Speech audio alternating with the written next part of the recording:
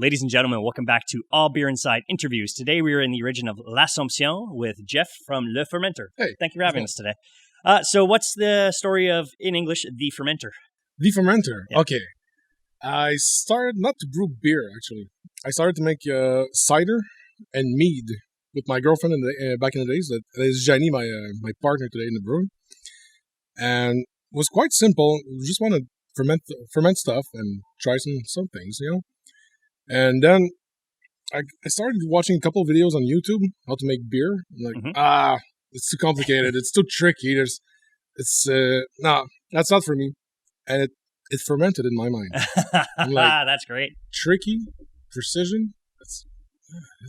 That's my department in life. So just for fun, I made a batch, like a classic homebrew bag brew in a bag batch on my stovetop, and I was hooked instantly. I like the taste, the aromas, the hops, the malt, and stuff like that. And then fermentation was like, okay, this is very cool. And then I said to myself, you know what? I can save money by brewing my own beer. Yeah, and for I sure. was so wrong. Yeah. I mean, I've thought about it, and I'm just like so much cleaning, and I'm not that detailed. I don't mind the cleaning because it's my job today. But the problem is, I'm a gearhead too. So okay. I started making beer with a little batch, my turkey fryer back in the days. My turkey fryer, I'm like, maybe I can add a pump, another vessel. And funny thing is, the same equipment that I had back in my place back in the days, and in my kitchen, my setup has been built exactly like this. So it's a custom setup that I had made. Mm-hmm. That I had made, and it's exactly the same setup, the same pumps, the same outlets, inlets as my old setup in my kitchen back in the days. Awesome. So you brought us out a selection of beers today. Yes, of course. What's the first one I'm trying? That's the Schultz. So it's a smash. Okay. It's a blonde beer for my Microbrasserie lover. Mm-hmm. You know, because we're a pub in L'Assomption and we need to have a blonde beer For sure. So it's a smash made with casket hops. Okay. Alcohol percentage? It's 5.4. Classic drinkable beer, like for I could drink a bunch of these. And they do, trust me. Oh, this is great. Like just hanging out with the guys, watching a game. That's it. Yeah. That's the whole mentality here. We don't do like stuff that is not say undrinkable, but too intense. Yeah, it's a pub, so people come here to talk to each other, to have fun, to play games, and we make beer like that. Yeah, it's that right level of bitterness for a typical ale. I find it's really good. I'm very, very impressed by this. I could, like I said, sitting back or out during the summer, just sitting back watching, let's say, an Alouettes game or an Impact game, just beer. But those are controlled by your Lavatts and Molson, so you can't really get those. Yeah, and we have a lot of clientele, a lot of different clientele. Like there's people going to theater. Mm-hmm. They come here before and they have a beer. There's people coming in like for the beers. There's people coming in like on dates. So it's kind of wide, the array of customers we have. So I need to keep a product like that. On the way in, I saw the college. You get a lot of college kids come in, or is that? We get a lot of college teachers. Okay. The kids today, because with the driving permit, it's too tight and they don't drink. They come here, they eat a nachos, and like there's 7, and they have like a 5 tasters. But there's 7 on the flight of tasters. Yeah, You're like, okay, man. Yeah. So the teachers are more funky than the kids. That's for sure. Yeah. So what are some roadblocks and difficulties you ran into creating Le Fermentor? Oh my God, we had a lot issues with not the town here, but the brewery in Repentigny. The town, they don't want us to have a tasting room over there, so I can brew over there. Technically, I could sell bottles over there, but the town doesn't want to. So we're like in a struggle. Maybe want to do like maybe a can release or a bottle release, like maybe once or twice a month. Yeah, but I don't get that. I mean, for me, because right now craft beer is so popular, it's almost like printing money for the city. So why wouldn't they do that?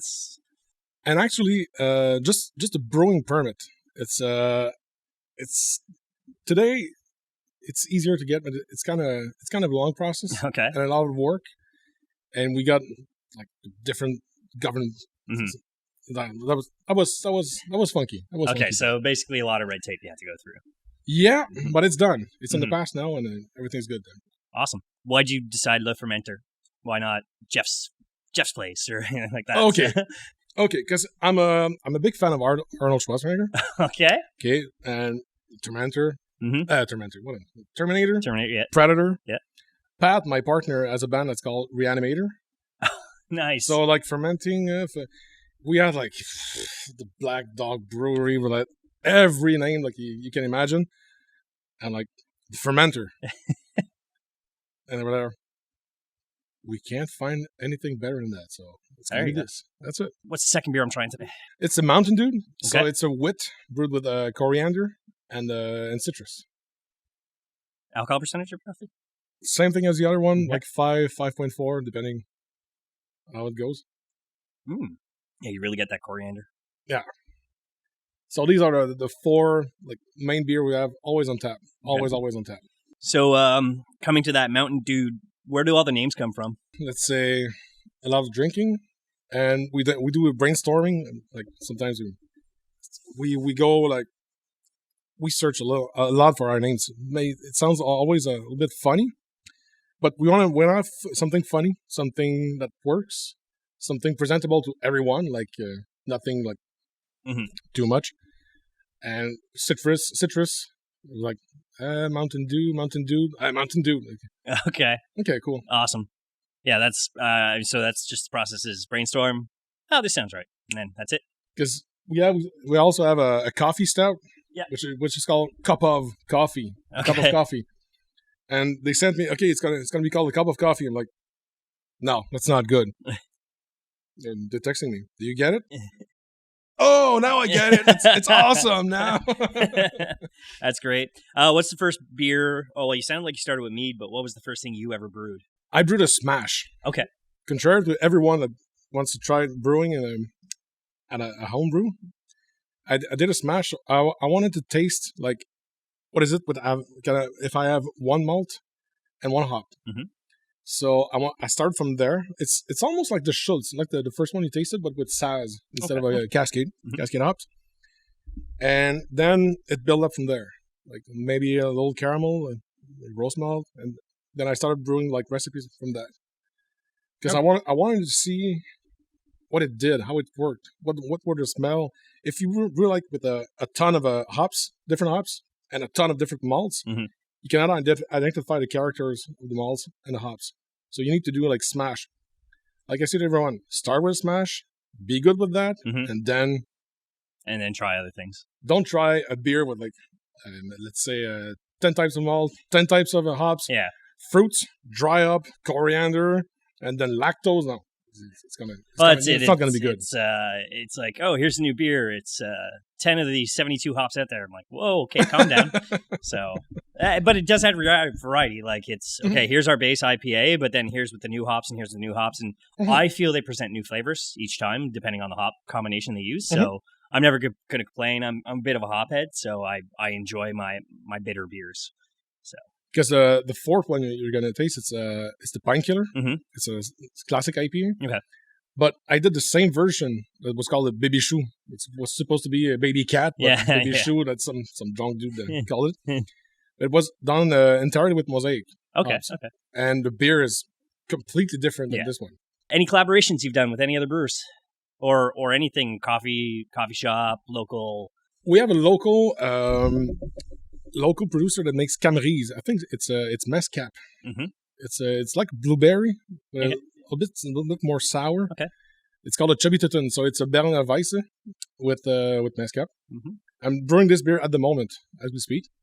It's pretty good, and we're doing some collaborations with Melil.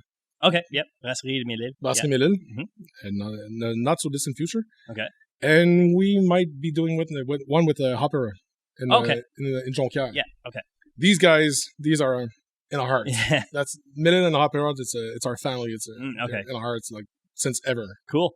Anyone beside the two you mentioned? Anybody else in Quebec, Ontario, Canada, America? Not at all. No. We're like we're very DIY. Okay. in ourselves. But what we like, we want to do collaborations. That's for sure. Okay, but so let's say we mentioned before the show Alchemist. Mm-hmm. But of course, if the Alchemist wants to brew with us. Any others in Vermont that you consider if they contacted you, would you go? Actually, 4 Quarters. Okay. In Whiskey. Okay. I like what they do. It's a small brewery. Mm-hmm. It's a small tap room. Yeah. You feel it's not industrial. You feel it's more like a down-to-earth pub. Yeah, I've been there. They had a GameCube with Super Smash Bros. And stuff. Yeah, just like we do because we have a Super Nintendo back in here. So, 4 Quarters. I like the beers. Yes, you go. It's kind of a weird neighborhood. Like go there and it's almost like it's like residential and then restaurants and then all of a sudden industrial. It's industrial and like. Are we gonna get mud in here or? It's Vermont. I don't think you have to worry about that. I know it's Vermont, but it's kind of in a weird place. But yeah, we went there, tasted the beer. I was like, oh man, everything's good. Everything's good. Yeah. I did do a Vermont beercation, as I like to call them. Mm-hmm. Back in September, I hit 4 Quarters. Like 4 Quarters was almost right next to my Airbnb, so I'm like, I'm in trouble. So I'm just gonna drink here all day, and then I was next to like a little bit of a drive from a smokehouse too. So I'm like, I'm just gonna eat a lot, get really fat this weekend, just keep drinking beer. So the last time we were at walking distance from foam. Oh yeah, so foam is something interesting sometimes. Yeah, so it was good. Beer was very good. Yeah, beers are fantastic. It's just my difficulty is they finally did it, but it's the can lineup versus the drinking lineup. Okay. That's where I'm like, but I just want to drink a beer. I don't want to buy cans. I've been there to buy cans, and I get being in the lineup. But so I mentioned beercations. Any you've been on? Yeah, in Vermont, a lot. Every year with Pat, my partner, and I, and a couple of friends, we go in Vermont. It's now a classic. Wanted to go to Boston this year, but it was a little bit too expensive for us. And with the exchange rate, it's impossible, you know. Any ones you'd like to go on in the world? Everywhere. Okay. I'm a big fan of Belgian beers, and I've been touring in Europe, like France, Belgium, places like that. The last time I went, I wasn't brewing. Okay. So I want to go back and to taste some beers that I know, because I went once in northern France and bought I was like, okay, today I'm ruining myself. So I'm spending all the money I have on beer, and I have like a basket, and I was like, okay. Yeah. I went to the cash register. She's like, 12 euros, please. What? We're like, what? I said, guys, wait a minute. I'm going back. I got another 100 euros to spend. Let's go. I was doing my income tax the other day, and I found like this recipe, not the recipe, the receipt. Receipt, yeah. The exact receipt of this time that was lost somewhere in my stuff. I was like, that's impossible. These beers here, it's like $40 each. Yeah, we've got some rough import laws, I gotta say. So let's say it like this, rough import laws. Yeah. That's one thing I have to give America over us. Like they get imported beers for a whole lot cheaper than we do in the rest of Canada, let alone Quebec. I find we get taxed a lot more here, so that's an unfortunate reality. But the classic, I want to go back to Belgium and Germany. Yeah, I'm the same. I want to do. I've never left North America, so I need to get to Europe for beer, especially with the passion I have for it now. Okay. I need to get there. I know someone that lives in Osaka, in Japan. Okay. And he's telling me that the craft beer over there, it's exploding. But good. At the pace they're like, okay, there's almost like 4 or 5 opening like each week. Wow. Not in Osaka, but in Japan. Okay. This is exploding right now over there. Well, it's worldwide. Craft is becoming a phenomenon, just like your local grocer or your local, like your cheese place, your fromagerie, even your distillers. People are enjoying craft more, I find, which is great because I try to always say support local when you can. Yes. So if you're in Vermont, drink Vermont beers. This is interesting in Vermont because I've seen a lot of restaurants. They don't go to big store like Costco. Mm-hmm. Everything is local. They have cheese from this producer, meat from this producer, local producer. Yeah. Everything is local. Bread is local. Flour is local. And you can't taste it in the product. Yeah. It's made with passion, and there's a difference between industrial and made with passion. Oh yeah, big time. Especially in beer, it's very difficult for me to now drink something from one of the big BMC guys. Mm-hmm. It's unless it's the final option and I'm at a party and I've gone through my craft beer because somebody's like, hey, beer that don't belong to me, and they steal my beer, then it's like, I guess I'll drink poison. So maybe you're on the beach somewhere, you're thirsty, and there's no water left. Yeah. So if you don't have the choice, Yes, or exactly. you might be in a life or death situation, but like if I'm in Cuba, I'd rather drink a bottled beer than water. So whatever that bottled beer is. So what's number 3 you brought me today? It's the Sven. So it's the same beer as the Schultz. Mm-hmm. There's a story behind this. So it's a smash with Cascade brewed with raspberries. Okay. So this is kind of my flagship. Like people, I think if I don't have Sven on tap, L'Assomption might be burning. That's for sure. And there's going to be fights and riots everywhere. You get the raspberry acidity on the nose. It's very nice. Yeah, it's a little bit more acidic than the smash, but it's because of the raspberries. Mm. It does drop my pH a little bit when I add the raspberries. This would be another good like summer chill out, full pint of this on a terrace. Oh man, I hear often like this is a girl beer. Like, dude, say this to the football player. It was like here yesterday and I drank pints of this all night long. So I've seen everyone drink this. Like Goldarak and then the super little girl. So it's this is super tasty beer. And my first venture into craft beer, I believe, was the strawberry beer at Brewtopia. I'm pretty sure that was my first ever craft beer. Nice. When I think about it. Your flights. My flights. Super unique. Okay, these are our tasting flights. They're tasting guitar necks, if you like. So we have a Stratocaster. We have a Flying V. It's going to be a lawsuit over there, that's for sure. The Telecaster.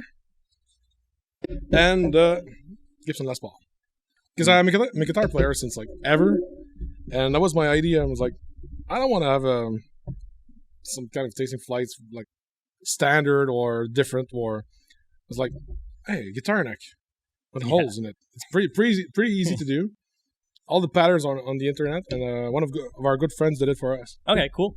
If you want to mention his name. It's Marc-André Perron. Sorry, Mark. I don't remember what your company is. Okay. Like you said, you're a guitarist. Yeah. And you're just like, I want unique. I wanted this. Okay. Maybe not unique. I was if someone did it before, I don't mind. I want this. And everyone's like, here. Okay, man, cool. And you can do air guitar with it. If you had too many to drink, you can do a little bit of air guitar. You mean after you take the glasses out, you just want to whip them up and smash glass? No. Thanks for the precision. That's very important. You need to take the glasses out. And these are up to scale. Cool. This is a real scale. Awesome. Okay, so you're in the L'Assomption region. We've seen a bunch of pubs, but people grab a few breweries, a few beers here from your brewery. Where do you suggest they go next around the area? Right beside here. It's not a microbrewery or a craft beer bar. It's a craft beer bar. It's Le Maître Edgar. Okay. It's like if you can walk, it's like 2 minutes over there. Okay. It's very close. Here you need to go in Joliette at l'Albion. Okay. If you're into the English ales, English porters. So English bitters or English everything English. Okay. English IPA, ales, porters. L'Albion are I'd say L'Albion are the masters here in this department. And they like old recipes and say go to L'Albion. Awesome. Okay, we'll have to check that out. It'll be in the show notes. You need to check that out because they do a lot of awesome beers, cask beers, old school cask beer with the cask engine. Not only just a cask. The full, nice. Yeah, it's La Mer à Boire back in downtown Montreal. They always have your hand drawn, and whenever I'm there, I'm like, I'll have that. So, what's the last beer you brought me today? That's a Pinte Killer. Okay. So it's a classic IPA. Mm-hmm. It's not a New England IPA. It's a quite hazy IPA. Yep. It's not a West Coast. It's not a brute. It's a classic all-day IPA because this is my four beers I always have on the menu. Yeah, your flagships. Yeah, so I need to have a blonde, white, the raspberry, and an IPA. I need this on tap all the time. It's got that beautiful smell. I always like it. It's a classic American hops, so Columbus and Chinook. Classic. If a client asks me for an IPA, I give him this. He's like, dude, that's what I wanted to drink. It's an IPA. Yeah, this is something up my alley. Alcohol percentage, roughly? 6.66. Okay, Number of the beast. This is up my alley for a while, and then I'm not so much on the alley anymore. This is fantastic. This is a really good beer. It doesn't taste like a 6% at all. It's very smooth for... Nice. I mean, for an IPA, not everybody loves IPAs, not everybody loves stouts, not everybody loves this type of beer, but this is a good beer. Because we're all fan of rock and metal and music here, so it's based on the Pinte Killer, Judas Priest Pinte Killer, but we wanted Pinte Killer. Okay.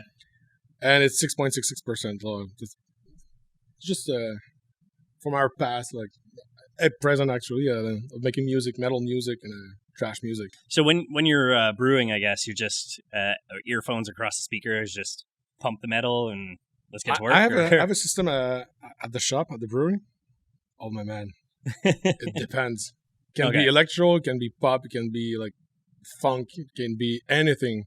It's good to have variety, and you have variety in your beers, and from what I can taste the passion behind your beers, which is great too. So. But that's kind of weird because the line between beer and music, it's almost parallel.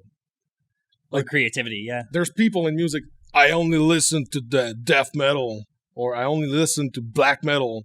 Everything else is not good. I hate it. Like, dude, there's so much band, so much stuff you can discover out there. Like people saying, I only drink blonde beer. Everything else is not good. Did you ever tasted it? Yeah. No. To me, you should never be closed-minded about anything if you have a chance. It's try new beer, try new music. Try listening to, if you don't like NPR talk radio, listen to comedy podcasts. Just expand your mind. That's it. So earlier you mentioned music, and you're in a metal band. How did that move you into your partners and move you guys into Le Fermentor? Okay. We're three in the fermenter. There's myself, Janie, and Pat. Janie and I used to be a couple back in the days. So I started to make beer at home. I was like, hey, maybe we could like open a craft beer bar just for fun, just like this. And it grew in my mind. It fermented. And then I started making more beers, different beers, better beers. And at some point, we're like, that's doable now. But I missed a partner. I knew that we couldn't do it just being two in the business. We needed another one, like our people guy, or like let's say a guy with idea. Yeah. So I was talking with friends. I'm like, am I going to start a business with this one? No, not this one. I don't trust this guy. I like him, but I don't trust. And then Pat, my partner, we knew each other from music. Like we had our bands played shows together, and I used to have a recording studio at home, and he recorded albums at my place. I knew how he worked, and he's a pretty cool guy. So he heard that I wanted to start a craft bar, a brewery, a microbrewery. He's like, he texted me. He's like, dude, you don't have the choice. I'm your partner. And instantly, it did like, yeah, man. That's the guy I wanted. Just that come-to moment? Yeah. All of a sudden, it's like, there it is. That's what I was missing. And then I started to brew more beers. He got more beers. He give beers to his friends and making parties and everything. And at this moment, when Pat joined in, it was like in June of 2016. Okay. We opened July 2017. Nice. A year later, we were open here. Just getting all the ideas together, getting through all the red tape, It was work. Yeah, for sure. I can't imagine being like, I want a brewery. Okay, here you go. Like that just doesn't happen. So funny thing, the very particular thing about the Fermentor, everything here is made with champagne yeast and wine yeast. Okay. Except for the saison and the lagers. That's the only one that's made with saison yeast and lager yeast. Everything else is champagne and wine yeast. You mentioned a lager. How difficult was that lager? Lager? Yeah. It's always hard because it's simple. Yeah. Technically, it's simple, but there's a trend in the craft beer at the moment with that goes over the Pilsner, Helles lagers and stuff like that. Yeah. I think it's a brewer kind of thing. maybe I don't think the population is going to follow, or maybe a little bit. But it's a brewer thing because you always see like quadruple IPA, 4 times dry hop, double stout. Wait, what? Double stout doesn't exist. and a pilsner. Yeah, because if you do a standard pilsner, Helles, or lager, whatever, you cannot hide behind an intensive malt bill and hop bill. It's super simple. It's easy. Everyone's like, oh, it's a blonde beer. It's easy to make. No. AC/DC is simple, but it's not simple to play. You cannot play AC/DC. There's a reason. Because you might be playing guitar for like ever. Yeah. Making the best solos ever and the best band in the world. But you cannot play AC/DC because it's simple, but it's hard. That's the same thing. It's, music, beer. Yeah. Like, I have a friend, he's a decent guitarist, and he was super drunk one night, and he was playing Thunderstruck one-handed. I'm like, what's going on? He's like, I don't know, I'm drunk, it works right now, but we're all drunk, so maybe it really wasn't Thunderstruck. So, but yeah, it's just, your music and your passion and your beer passion all seem to combine, which is amazing. So what's next for Le Fermentor?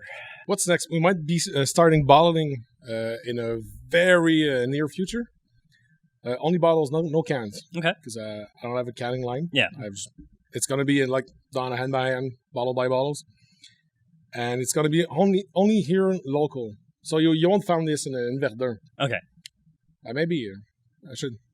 Well, yeah, I mean, there's beer shops all over Montreal. Yeah, I know Pat from the Multi Hops. Yeah, we're trying to interview Multi Hops at some point too, because I like interviewing brewers, but I want to interview everybody in the craft beer industry. So even beer Instagrammers, beer bloggers, everybody. So yeah. But we might do some little bottling, but it's going to be very local and very small batch. I'm not going at large with this because I don't have a big brewing system. Okay. It's 400 liters that I have. So just brewing for the pub, it's quite demanding. So I won't be brewing like for at large bottling for everyone. That's for sure. Okay. And the market actually it's oversaturated at the moment, so I don't want to be polluting the market with my blonde beers. It's not gonna be in bottle, that's for sure. Yeah. Never. Okay, so just your specialties like, we made a double IPA with this, or exactly barrel aged that type of thing. Okay. The more funky stuff or more interesting stuff, let's say that's not, because I need to have amber ale at the pub, let's say. Yeah. But it's not going to be distributed at large because it's a little bit useless, because there's a lot of people in microbreweries or even the larger breweries that make amber ales at a much cheaper price, and they're good products. Yeah. So I don't think there's a market for standard beers. Okay, so you're talking about your specialties, your one-offs, your sour, barrel stout, stuff like that, and specialty with brewed coffee, whatever we made it. Awesome. So that's what I want to do. Cool. If you're ever out in L'Assomption or past the east end of Montreal, if you're in Repentigny, L'Assomption, if you're ever in the area, come check these guys out and let them know where we can find you. It's our address is 345 Boulevard de l'Ange Gardien, downtown L'Assomption, the oldest building in the city. And social media? Social media? It's you can find us on the Fermentor and lefermentor.com. Cool. So we're going to add all that in show notes. And as we always say, drink craft, not crap. Thank you very much.